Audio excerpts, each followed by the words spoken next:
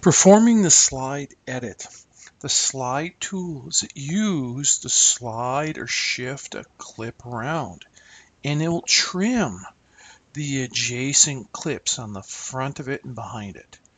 So here I have at the end of this clip here, I have the four-wheel truck coming to the end of the sand dune. And if I go over here, I am at the mosque. I'm just at the beginning of the vignette at the tower.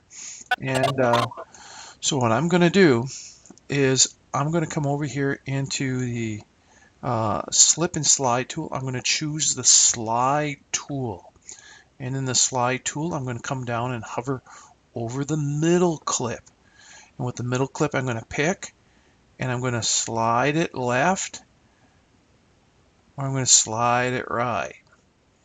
So when I slide it, I'm going to let go. And you'll see then that now that no longer the hood of the vehicle is no longer at the top of the sand dune. And and my start point's changed over here. I'm not at the left vignette or tower.